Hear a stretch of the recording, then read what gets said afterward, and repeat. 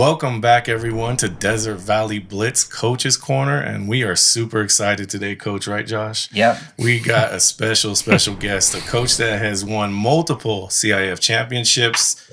He's the godfather of La Quinta Blackhawk football. Absolutely. A living legend himself, Mr. Coach Dan Armstrong. Thanks for coming in, Coach. Welcome in, Coach. Thanks. Thanks for the good words. I'm a little exaggeration there maybe, but I appreciate it. Thanks. I've known you for 30 years, but there's still a lot, I don't know about your beginning days. How did you get involved with football? Go take it back to the beginning. All right. Well, first of all, my male modeling career wasn't kicking off the way I had hoped it would. So, actually, I worked for my high school football coach. He was also the stagehand local director, and so he hired me and a couple other guys to unload trucks and stuff like that for concerts and anything that had to do with stagehands. Mm-hmm. And then some extra money, right? And then I just got done, in college and that, and then he walked up to me one day about 3 or 4 weeks into the season and says, "I need you to do me a favor." And I said, "Sure, you tell your head coach whatever you want, coach." And he said, "My JV defensive coordinator quit, and I need you to, be the defensive coordinator on the JV." And I said, "Coach, I don't know what's going on. I never coached or whatever." He goes, "It's no different than when you were here." Yeah. He goes, "Just go out and help." The head coach's name was Cliff. "Just go out and help Cliff and do what you can do." So you already played under his system, so you already kind of knew it all. Terminology was pretty much the same and everything. So I went out there, just really wasn't that enthusiastic. I just was too scared to tell my coach that I wasn't going to do it. And then I went out.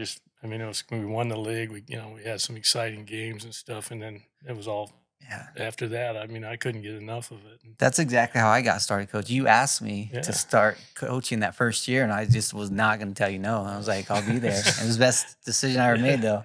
Well, and then the next year, my coach had retired, and his defensive coordinator took over the head coach, and then he brought me the next year to be the defensive coordinator at the varsity level. Second year in, you're DC at varsity. And then I was like, whoa, But he was a defensive guy, so it wasn't like he, just threw me out. He was with me most showing of you the what time. to do, and helping me out and everything. And it was a great year. We went to CIF championship game that year in Qualcomm Stadium, and we went up against some dog kid named Marcus Allen. And pretty good. So, did that not go well? They beat us 35-7. He scored every touchdown in the game. And they had the 30 for 30 on Marcus Allen. Half his high school highlights were against us that night. And that was my genius scheme. Is the week before he picked apart Sweetwater High School throwing the ball. Mm-hmm. So I had the genius scheme of let's pressure him, so he doesn't have time to throw. Little did I realize that forces him to run. And you manned up on the outside, so the DBs are looking. And they were looking. They weren't looking back. And it was like a man amongst boys. Yeah. Well, Hall of Famer. You got beat by a Hall of Famer, so we'll give you a pass on that. We'll give you a pass on that one. A few years later, when I was the head coach at Crawford, we played the same school, and Terrell Davis was their guy. Wow. Okay. And we actually beat them when they had Terrell Davis in the regular season, and they turned around and beat us in the championship game. So we lost to 2 Hall of Famers. Hey, that's pretty. You get a Hall pass. They got a Hall of Famer on the other side. I'm just like, okay, I might take my lumps on this one. Terrell Davis is pretty good then, huh? He was a nose guard and a fullback, more so. That makes it more scary. But he played nose guard, and he was just nobody could block him. In your backfield all game, right? Yeah, he was amazing. Wow. So you started the varsity coordinating, and then progressed to, when did you get your first head job? When did you think, hey, maybe I can do this? I got my first head coaching job when Chris Johnson was a junior in high school. Shout out to Chris Johnson.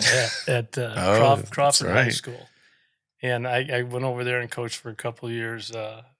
In fact, the year before I got the head job, a man named Roger Engel was the head coach, and he kind of, brought me along, kept it name only because I was working for my credential, and they didn't want to open it up and have someone else because they had pretty much said, as soon as you get your credential, you're the guy. So it happened where I got my teaching credential on like a Friday. I finished everything, and Monday it was announced that I was the head coach, and That's cool. So that was, and so I was 2 years at Crawford as a head coach, 3 years at Colton as a head coach, 1 year at Riverside Poly, and then La Quinta opened up, and that's when. At Colton, I know you took over a program that was kind of downtrodden. Some recent, they were hadn't won a game in 2 years when you took over, but something like that, something crazy like that. Yeah, it was almost 2 years that they had won a game, and the year before we got there, in 10 games, they got outscored by 465 points. Wow, that's hard to do. That's hard to do. Yeah. You got to be real bad to put those kind of stats up. So, what do you attribute? And us coaches were always looking for some answers from legends like yourself. How did you take that program, been downtrodden, and turn it around in 2 years where you were actually making the playoffs and competitive? What was, is there a secret sauce that you had? What do you kind of attribute that to? No, I've always felt, kids will do what you demand them to do, and they want to win, and they're going to do those things. And in that case, and then, some of the other places, there was just not a lot of discipline in the program. They came kind of when they wanted. They missed practice and still got to play on Friday nights. And, never hardly could find them in the weight room, and just a lot of things going on. And a lot of those kids at Colton at that time were from single parent families. Dads weren't around and stuff, and so they were looking for some guidance. So literally the first day that I was there, we cut like 9 guys. First practice? First day. Wow. And because we had a mandatory meeting for anyone interested in playing at lunchtime, and these 9 guys didn't come. They went with their girlfriends, or they went and did whatever they wanted to do. So 6th period, when we had weight training, I was waiting at the door, and they walked in. They said, "Where were you?" I didn't feel like coming. I was with, I was doing this, I was doing that. Yeah. Just go keep doing it, and from the get-go. Some of those guys we ended up working something out, and a few of them we didn't. So we ended up playing that year with, I think, 3 or 4 seniors total. Wow. And okay. So you had to change the culture. Yeah, from the beginning. Right. And, day one. So we played with young guys, and that first year we went 5-5. But we lost like 3 games by a total of 6 points, 7 points. And then the next 2 years we won, back-to-back league championships. We were like 23-4 or something like that. I don't know what exactly it was, but kids will do what you demand of them to do. And if they're not willing to do it, then maybe there's another place for you. Wow. So the discipline factor was something that you relied heavily on to kind of get your squad I really going. do. I really do. Like I said, I because when you get down on the 1 yard line and you need something to happen, you got to score, a touchdown, punch it in, or do whatever. You want to have guys that are disciplined enough. They're not going to jump. They're not going to do this or that. They're gonna. And the other thing we always do, we really want to buy into family and counting on each other and how important that is, and so I love that. Hold a high bar, right? Yeah. So stick to it. Only 3 seniors on that first team. Yeah, then, I might some 3 or 4, but we started with like 12 or 13 and on that team, and but the ones and our actually our motto that we put in the weight room and everything else, and had it for a long time, is excuse me, those who stay will be champions. That was on T-shirts and everything, and some stayed and some didn't, but the ones that stayed were they were champions the next year. You're selling that long-term vision, right? Yeah, and then same thing at La Quinta. He said it day one. Yeah. Right, we're gonna win. We took some lumps. Yeah, when you first, so that 3 senior thing kind of jogged my memory, because I'm old enough to be on the only Indio team to ever beat you, 95, last DVL champion of Indio. You guys had some good guys. We did beat you your first year, but however, there's a caveat. There was no seniors on your football team during that time. So, you kind of took that same philosophy when you got to La Quinta and started building that program. You literally built that program from nothing. There was no tradition. You guys didn't even have a field when you first got here, right? Right. So I remember those days, and from an Indio guy kind of looking over and seeing what you guys were doing. Oh, these guys are practicing at the middle school. They're no threat to us. We just won the league championship, and no little did I know that the tides were going to be changing very quickly here in the desert. When you guys finally got some seniors on your team. Right. Yeah. Well, the thing is too is actually a lot of people say that was hard, but it was really easier going from scratch because you don't have to undo what a lot of other people had done before you. It was much easier at La Quinta than it was at Colton for those first year or two. Okay. Because again, it's undoing mistakes, and starting our own culture and not having to redo what somebody else either created or put up with. I guess right. It makes sense. I can say, and so, but on the other hand, we had a bunch of young guys. We didn't have seniors. We had a lot of guys that had not played football before. Oh. We had some transfer guys that transferred because they couldn't play at the school they were at. You had a couple of ours guys that went over there because they were ineligible. Because you don't have anybody type thing. I think we were everybody's homecoming. Yeah, I think you're right. Yeah. We got used to 20-minute half times because, everybody wanted to beat us at homecoming, and then within 2 years, that was done. Yeah, nobody wanted to, we were trying to schedule them for homecoming. Some of those schools. I mean, it was pretty remarkable to see how quick you built that thing up, though. I mean, from the next year, Indio hasn't beat you since that 95 year, so that's how quick. That's how quick. I mean, I think it's been close a few times, but I'm an old Raja. I know these things. We haven't beat La Quinta since that first initial year, and it's a tribute to how you kind of built that program out. You kind of, you had an identity. You gave that team an identity early. We always knew what you were going to do. It's just, could we stop it? And that to me is the essence of football. Because it's not just X's and O's and athletes. It's a desire and a discipline that, if something is coming and you can't stop it, that's the ultimate win, right?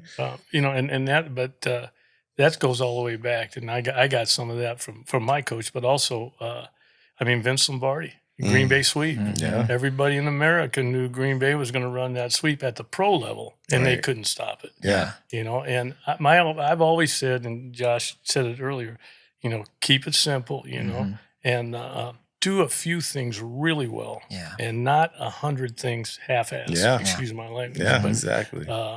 So we ran counter, and everybody knew we called it buck, and that came from at Colton when we were trying to get a name for that. And the fullback we had pulling through all the time, his name was Buck Hamlin. See, I never knew that. Buck Hamlin went on and played at San Diego State, got a scholarship. Wow. So we just one day out there at practice, we just said, Buck's going to lead through. Screw it, we'll call it Buck. So that's how we came with that. And what was fun, exactly. Yeah.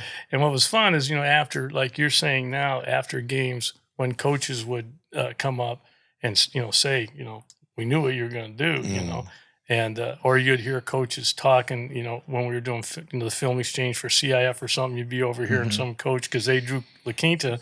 And you'd hear another coach saying, "You better be able to stop counter. If you drew La Quinta, you better." And that was our our pride and joy. And then my philosophy too is we'd run a few plays and then we'd play action off of each one of those plays. And other than that, we never did 5-step drop. Everything was three-step drop or play action. And just get really good at what you want to do. Keep it simple, stupid. Yeah, keep it simple, stupid. I got I spoke at the University of Oregon one year, and that was a neat trip up to Oregon and everything. And that was the title of my speech. keep it simple, keep stupid. It simple, stupid. I mean, it'll get you far in life, right? Yeah. And you can make it. I mean, you can dress it up and make it. We, the people looked at us. We ran really basically 4 running plays. We ran our ISO, we ran our sweep, we ran our counter or our buck and blast, which is power. But then we would sit there and call Q ISO. So that means now the quarterback's running it, or we'd run F sweep, fullbacks carrying it maybe with F. So all of a sudden you got those 4 plays. Now you got 3 different guys that can run it. So now you have 12 plays. Now you've done it out of red formation. So you've got 12 plays. Now you do it, you flip it, you go out of blue formation. Now coaches that have to defense you say, God dang, that's 24 different looks they're giving us. You go strong or weak. Yeah, strong or weak. Then they got more. Then you're running motion with it. So he comes all the way back to, oh, God, they run. Coaches would come up after me again, go, God, you guys run so damn much stuff. I said, we run 4 plays. Yeah. That's it. It's all dressed up. Because those front 5 guys, they're only learning 4 plays. You They hear don't that, care guys? what you see. Yeah. I mean, hey. What you hear. I don't care about who's carrying it, F this, T this, whatever, quarterback that. All you heard was sweep. Yeah. Yeah. Wow. And that's all you block. So your line only had 4 calls? That's it. Wow. No wonder you guys were so efficient. Jeez. Just play faster. 4 calls. Yeah. Once you learn your guys job, were you just got to get faster. You guys were almost taking, so on the defensive side, we always wanted to keep it simple because the kids, we just want them to play and not think. Right. And you guys are just taking that approach to the offensive side. Yeah, exactly. And I mean, that's pretty effective once kids know their roles and their routines. That's why you guys are so effective at it. So everybody out there listening, hey, you don't have to reinvent the wheel over here to be successful. All right. And speaking of success, though, so within 5 years, Coach, of taking this brand new school from the dirt up, basically, you're in a CIF championship game by 2000, year 2000, right? So how did you kind of build that program to the pinnacle? Because that was, for those of you that don't know desert football, the Quinta and what Coach Armstrong did there is kind of, we've all tried to emulate that since he did it, is basically build that powerhouse. Because La Quinta was a CIF championship contender for at least the next 8 to 10 years. You guys were in the mix, at least in some form. But in 2000, you kind of hit your stride. And what do you kind of remember about that time in those teams? He hired a good receiver coach. Yeah, absolutely. That was it. You're not biased or anything, but the thing is too that the 2 years before we won it, we lost in the semifinals, the CIF semifinals. We had 2 great years, and the one, and I think, I don't know, somebody have to correct, but I think we lost to the eventual CIF champs. Was it Barstow or?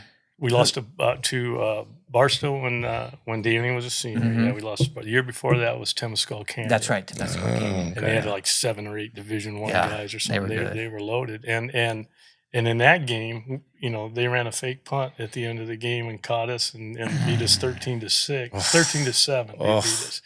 And but then we of course we got the next 2 and then later on in 2006 we went to the finals and lost to North. But, we went to the CIF semifinals 9 times. And, I remember you guys were perennial contenders for that title every year. You guys are always right there, Yeah, that was that was, obviously something we were really proud of. The other thing we were really proud of is in the, every year that we had a senior class, we made the playoffs.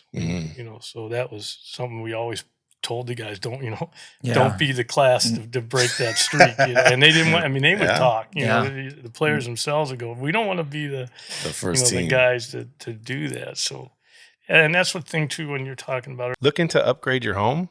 Tile Designs by Fina is your one-stop destination for beautiful flooring, hard surfaces, and countertops. From timeless design, modern styles, they've got the perfect look for every room. Stop by today and transform your space with Tile Designs by Fina. Let's design together.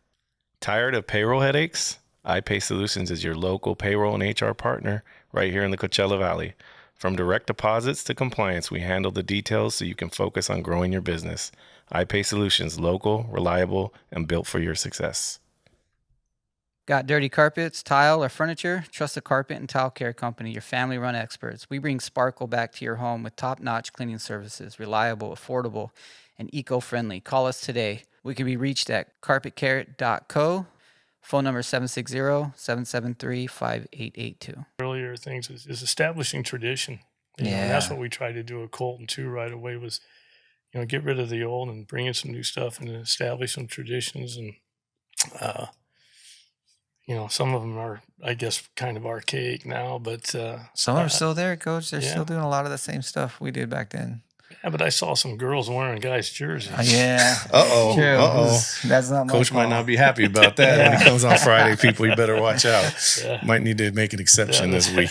That was one of the rules. Is, your girlfriends don't wear your jerseys, or parents can wear the jerseys because parents make a sacrifice for you to be there and do all those things financially, get you to practice and everything else. But otherwise, that jersey's a privilege, and you earn it. Right. And, So you hear that, guys? yeah, so we never let that happen. But I went to the game last year, or whatever, and I saw it. I said, "What is?" But I didn't even notice, but I should have been noticing. Times change. Right. Times change. White Sox. Yeah. All those things. Things evolve, though. Things evolve. But so, speaking to making the playoffs, 26 in a row is your streak of making the playoffs. I did That's my crazy. research. 26 seasons in a row making that CIF playoffs. That's a pretty. I didn't know that. It's a pretty outstanding record. I think that's something that to be very proud of. I mean, just thinking about my days when I was coaching in high school, the short time I did it, man, we would be happy to make it 2 in a row, and to do 26 in a row. So that just speaks to your consistency, right, of what you guys were doing. Yeah, I think, part of it with that we were talking about last night before I came out is I didn't think it was that many. I thought it was I think it was only like 23 or 24 that I was. But anyway, when we first came on the scene, it was like Palm Desert was was tough, and so it was like Palm Desert, La Quinta was very hot and heavy. And then it became La Quinta and Cathedral City for a few years that were really, really close. And then Palm Springs started, Coach Fabian came in, did a great job, and turned that program around. And I mean, that was a, bloodbath for all the time. And that went on for a while. And then it kind of flipped full circle again and came back to Palm Desert for a few years and stuff.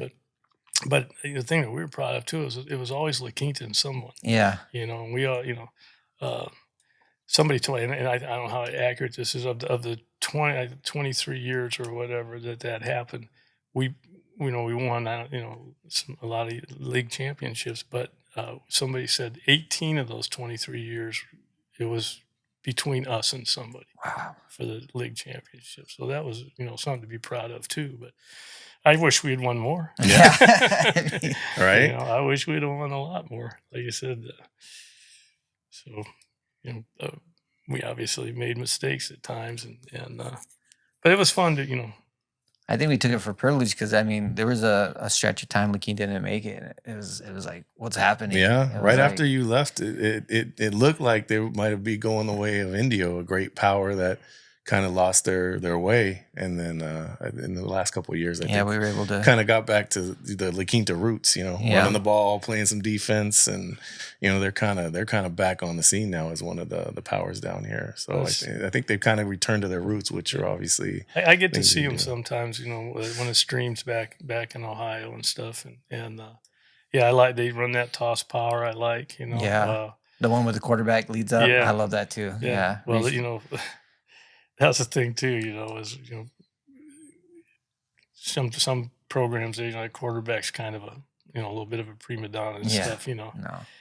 Our deal was, you lead on sweeps. If you run out of bounds, keep running. Yeah. If you slide, go out for baseball. Yeah. I always say when you start making $5 million a year, you can slide, right, you can run out of bounds, or otherwise, right. You dip and strike. And then half the time, our quarterbacks were safeties or like Chris Johnson. Great story. Chris Johnson talking about, I don't know if you want me to remember this. No, absolutely. Chris Johnson was offensive guard for me as a junior. Huh. And then as a senior, our backup quarterback moved away. We had the guy we thought was our guy, but our backup quarterback was a Navy guy. His dad got. So that's 2 days before practice. So I went out to first practice and I said, we need a backup quarterback. And I said, does anybody here ever, and all the kids started saying, Chris can throw. He was an all-league guard and linebacker, stud. And I said, get out of here. Come on, don't wait. And so Chris looked a little hurt, and he goes, and I said, get out of here, Chris. So finally I looked over and I said, all right, I go, here. And I backed up about 20 yards and I said, throw me the ball. And it was like, well, I said, damn. That's a bump on it, huh? So I said, do that again. Anyway, make the long story short, he ended up beating out the starter. Wow. The starting guard. Starting guard. And that year was all-league quarterback and outside linebacker. Wow. And then he went on and had a great career at San Diego State. And then, had a sniff in the NFL there for a couple of years. And that's awesome. Great player. Now he's a local guy here. That's cool. Yeah. Small world. Right. So. Well, speaking another guy that played on that team for me was that you would know from Indio was James Gordon. Yes, sir. I was his DC He was on that for same team? Yeah, James. Yeah, he's like him. And is Daryl on that team too, or is Daryl? No, Daryl's from Morris. Okay, so like James, that was a big rivalry, but yeah, James Gordon's a good guy, good coach. He did a real good job. In fact, you talk about some years you played us close. Yeah, that year that James was the head coach there. You guys played us real close. Yeah, played you tight. Just couldn't get over couldn't get over the hump, man. Couldn't get over. You worked that Armstrong magic and turned us away at the end. I'm sure. So, but speaking of some of your former players, Coach, you've coached a lot of great players. A couple, I think 4 or 5 NFL guys. Yeah. Who stand? But of the thousands of players that you've coached, do you have any that kind of stand out to you to this day that that you kind of reminisce over, and that kind of. Well, for a lot of reasons. I mean, one, what could have been, hopefully if he had, done it was Frederick Collins. Absolutely. Obviously, I mean, such a talent, man. What a talent. I had a kid when we first opened the school, a kid named Demario. He was my friend. Yeah, he transferred over to Quinta. He may have been. We played with Pop Warner together. He was an amazing athlete. Yeah, he may have been one of the. He was a Sunday guy. I think had things been different, And man, he was good. Yeah, you couldn't get away from some things. I remember he scored 6 touchdowns and a half. Remember against Palm Springs? Yeah. You had to take him out. Every way you could think of, too. Pump return. I think we were trying to set up halfback pass, right? And he ends up taking it. Took off. And, man, he was good. He was good. Of course, Michael Craven was a talent. And I mean, there's just so many. Ben, I could go on and on. I mean, and that's the thing. You sit here and this is it's nice. You guys have said such nice things, and this weekend's going to be a nice deal and everything.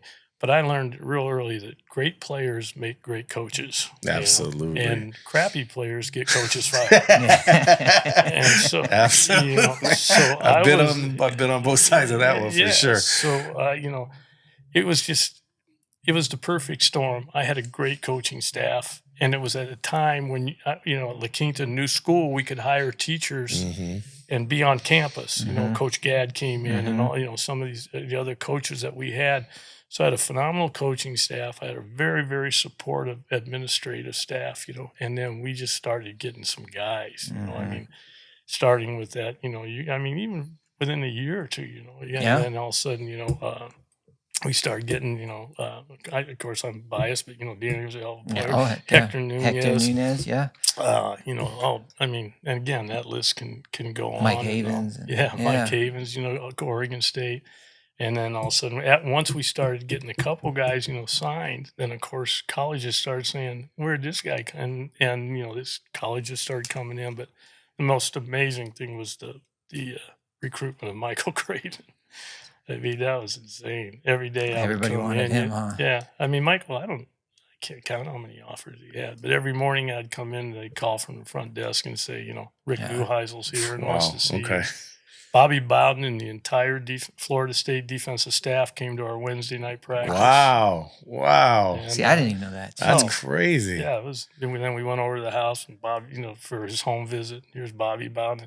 And then that was neat because Wednesday night was goal line. We always so they were all standing there. And Joe Giannone was the other inside linebacker, a sophomore. Imagine those two linebackers. And the linebacker coach from Florida State walks over to me because we were doing ISO. I mean, it was getting lively. I know. And he knew who Mike was. Obviously, he was a recruit Mike, but he comes over, he goes, "Hey, coach." He goes, "Who's 44?"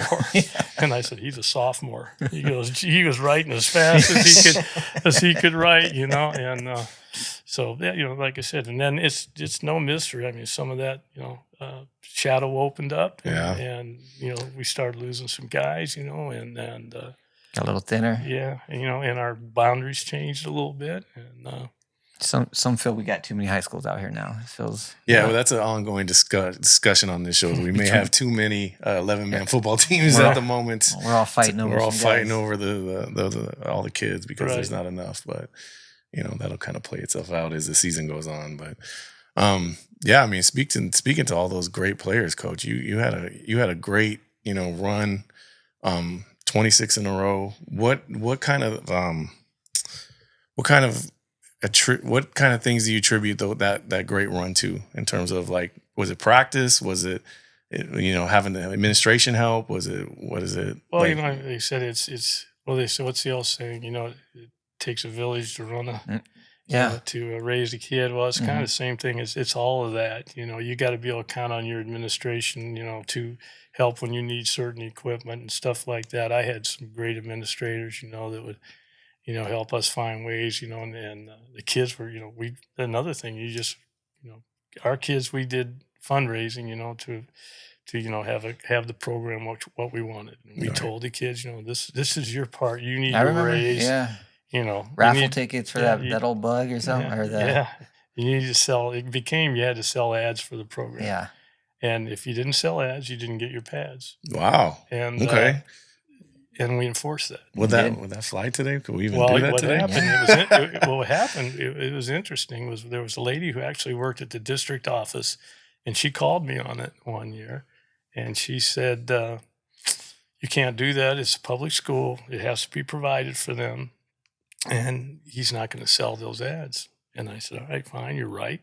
I said, "But we have 150 kids out here, and we're going to issue gear tomorrow. And he's going to be the 150th guy to get it." Oh, damn. And I said, "And what's ever left over?" Guess that freshman pads, huh? He showed up the next morning with like $300 worth of ads. Magically. That's what I said. What we had our summer program where you had to have 20 workouts in.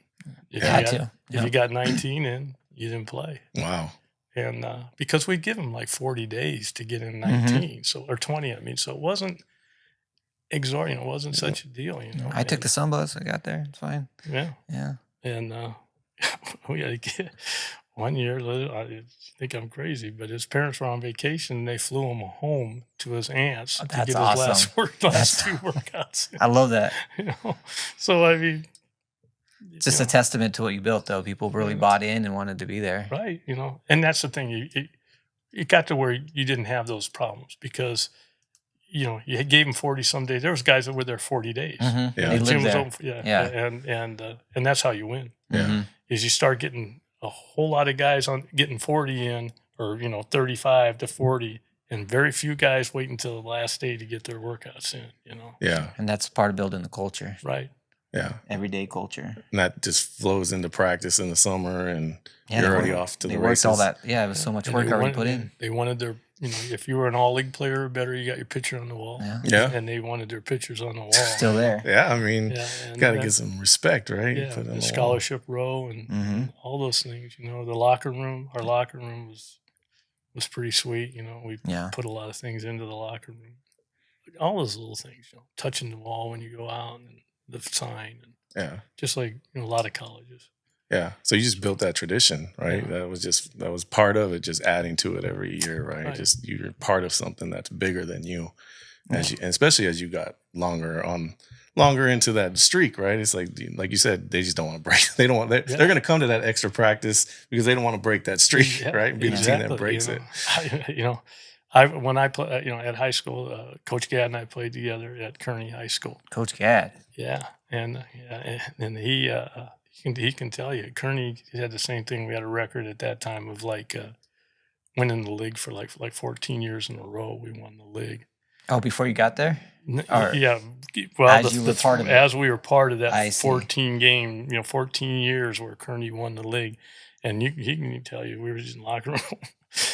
We don't want to be the team to blow that, and especially at halftime in one game. I mean, we only won, I think we won 10-7 or something. And I think we were down, at half, and we're like, no. Yeah, they dig deep. Yeah. Against Madison High School. I still remember that. And we're not going to be a team. And so that kind of stuff puts added pressure. Yeah. And then the other thing, too, is a lot of that stuff became enforced by the players themselves. Yeah. I didn't have to do that because players would say, don't do that. We don't do, especially guys that would, transfer in or come in new. I hear all the time, we don't do that here. We're not going to do that. It's not going to be tolerated, And so they did. It got to the point where it was kind of. The seniors regulating stuff. Exactly. Yeah. Right. And we talked about that all the time. Senior leadership. Yeah. Senior leadership, And, it's important. Oh. Because they're the ones showing the younger guys how to do it. Exactly. When I went to high school, I know that I looked up to Rocky Lois. I still remember names like that were seniors.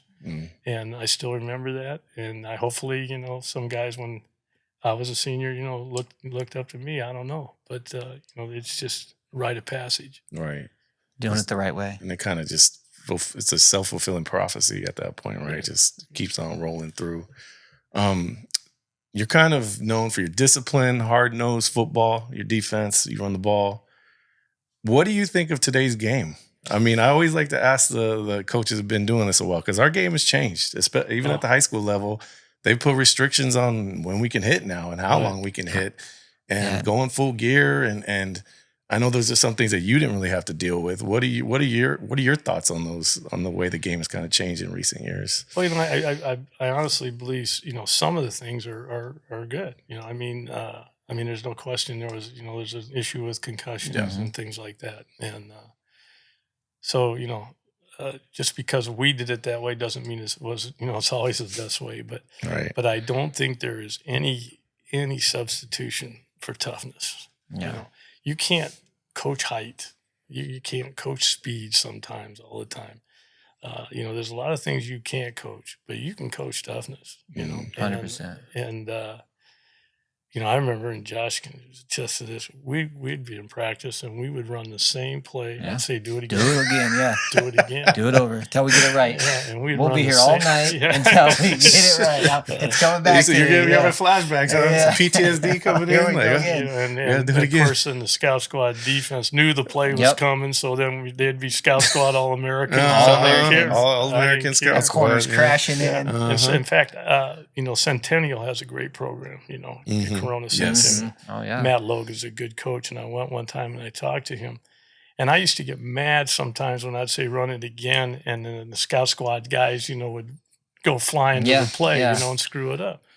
But then Matt Logan said, that I took from him probably the last 8 or 10 years I was coaching, that we tell the scout squad what play we're going to run. Yeah. So we go up there and say, all right, we're going to run sweep right. And of course and they all go flying. Yeah. And the practice looks like hell because, they're cheating all day over there. But the kids are reaching as hard as they can now. Exactly. They're reaching. And that's the only way that scout squad can compete, really. Yeah, can simulate Mission Viejo or some of those teams we play. Yeah. And Mission Viejo's making it go faster. And so all of a sudden, we'd get in games sometimes and it would just be, I love that. Yeah, just be so.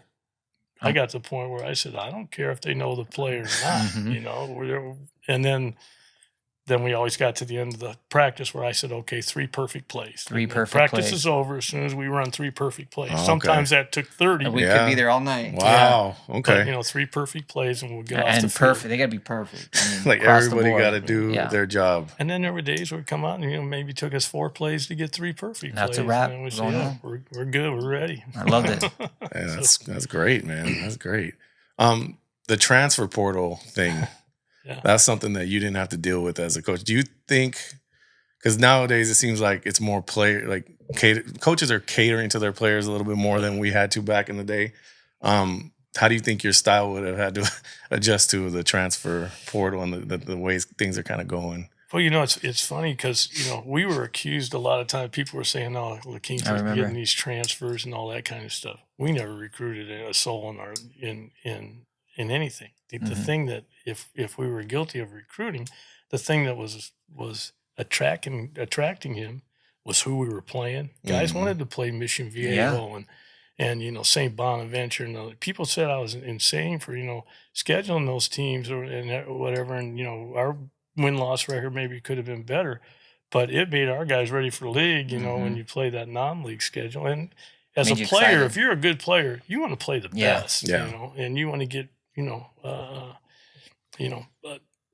compared to the best, and even when recruiters would come in, college recruiters would come in, they'd say they'd see they say, I want to see him against Mission Viejo. I want to see him against Villa Park. I don't want to see him against no offense to anybody, but I don't want to see him against so and so, up in against Indio or Coachella. Even when we first started, or Calexico or something. They don't. No, I don't. And a lot, I can see that. because and that's the same thing too with highlight tapes. It kind of got to the point where highlight tapes weren't such a big deal anymore because you can make anybody look pretty good on highlight tapes. So they say, I want to see a full game and see them against the best competition you played. So I like to do that. And then everybody said too, you're playing these teams that are, bigger and stronger. Why would you do that? I said, shoot, I don't care. They don't hit me. Yeah. I'm coming out fine. Yeah. I mean, I haven't, But you did schedule those games to give your kids a chance at the next level, right? Ultimately, right? Yeah, So you get some film level. for the next level guys that were at that level, right? Yeah. And then also, like I said, everything was predicated on league. You had to, you wanted to win the league, you wanted to win CIF. You had to position yourself for the playoffs by how you finished in the league. So it's just a lot more important than how you did in the league. So, in fact, that one year, I can't remember what year it was. I think we were 0-5 in the non-league, and then 5-0 in league, and went to the CIS semi. We ended up, 9 or whatever it was. Yeah.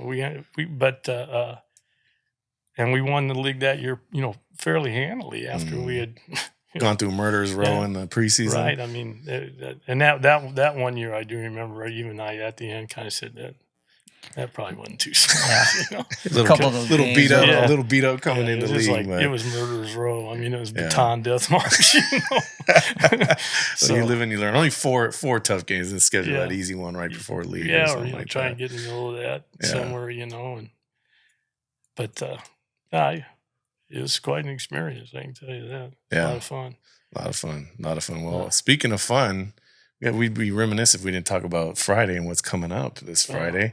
The reason you're in town, Coach, is it's about time. Yeah, it's about time. I think it's about time that we recognize what you've done for this community and what you've done for that school. So if you guys don't know, Coach Armstrong is getting the field at La Quinta High School dedicated to him on Friday night. So this will probably air after that, but just to it'll come out. But just to let you guys know that this is a legacy, well-earned legacy of the field. The field's going to be there a lot longer after us, Coach. So how are you feeling about this? Obviously it's a great honor. It's humbling, but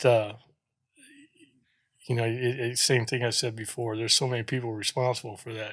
I'm not, the coaches, everybody else is involved, the players. That's why, we're honoring also the 25th anniversary of that 2000 CIF championship team. Awesome. So a lot of those guys will be there, and so that'll be fun. It's gonna be fun. And actually, when they won it in 2000, it was a predominantly junior-laden team. Yeah, so we won it in 2000 and came back and won in 2001. Which is crazy, back-to-back CIF titles. Yeah, it was 26-1-1 those 2 years or something. And the only team we lost to was Eisenhower, who was defending national champions, mythical national champions. And it was like 6-7 or something, right? Yeah, it was a close game. They got us in the fourth quarter. Webb scored.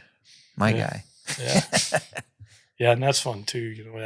Like you said, getting some of those D1 guys, be able to watch them on TV, flying around the country watching Danny play, that was fun. Being able to go to some of those stadiums, BYU, and they played Ohio State in the shoe and awesome. Those kinds of things. So, that was fun. Watching Michael, Craven play. And then, of course, Webster in the league and John Ingram in the league. And, so that it was a lot of fun. But, this is a nice deal, when you don't go into coaching for that, that's way, it's not anything you even consider or think about, but it is nice though after the fact. It is nice. And I have a grandson and, hopefully more after that someday might, go say, that was my grandfather or something, that's something, that'd be cool, obviously. Yeah, it's awesome. I think it's well-deserved. About time, I would say. Yeah. We're looking forward to it. Josh will be there representing Desert Valley Blitz. We know you got a lot of places to go, Coach, but we want to ask our legendary coaches about what would you tell somebody that's maybe thinking about youngster getting into your profession, getting into the coaching profession? What advice would you have for somebody that's maybe thinking about taking that career journey? Well, first of all, you're a teacher, I think, and one of the things that I always, and again, I was fortunate to have coached under some great coaches and learned some good things. And then one of the things that stuck with me forever was remember that every kid out there is someone's son. And you don't treat a first stringer any different than you treat a fifth stringer. You don't, you have rules, and the rules are for everybody, and you enforce them equally, no matter what the talent level or whatever, because everybody is somebody's son, and how would you want your son treated? So that's always, stuck with me. And if some people think, well, you're awful damn hard on your son, because I was sometimes, probably, and well, we loved it. Yeah. But so that's really important, to not lose track of that. And I would jump guys, all the time.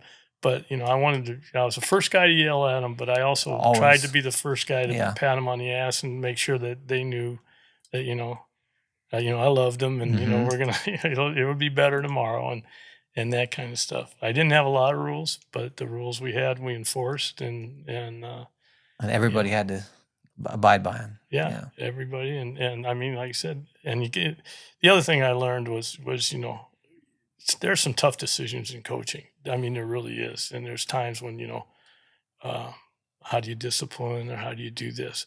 But you got to, again, in my humble opinion, is you're responsible for 150 kids. And sometimes a kid is more valuable to your program as an example than he is as a player. So if you got someone that's, breaking the rules, or, doing things like that, I mean, you got 149 kids looking at you saying, how's he going to handle that? And so people think sometimes I made some, real callous decisions and stuff. I had a lot of sleepless nights, things like that. I never once disciplined a kid, or, suspended a kid, or kicked a kid off the team that I didn't lay awake, and a lot of times trying to talk myself out of it, right? But you got to make your decisions based on what's good for the entire program. Right. And I think the other kids crave that someone's going to come through and hold a high bar and hold everyone to it. And I mean, when I say the same thing, and I look at all the things in the country that are going on, like you said, football changing and everything, I always say, look at the service academies. Those are the toughest kids in the country. Yeah. They're playing skid. They don't have any 5 stars on their list. They don't have any 2 or 3. Your brother. Yeah. They don't have any 1 or 2, even 1 or 2 star guys, and they'll go out and play anybody in the country. Anybody. Yeah. And they don't have neon gloves on, and all this other stuff. They don't have their names on their jerseys or anything. They play as a unit. And they're the best our country has to offer. And that's what I always never let the kids, we never put names on the back of their jerseys.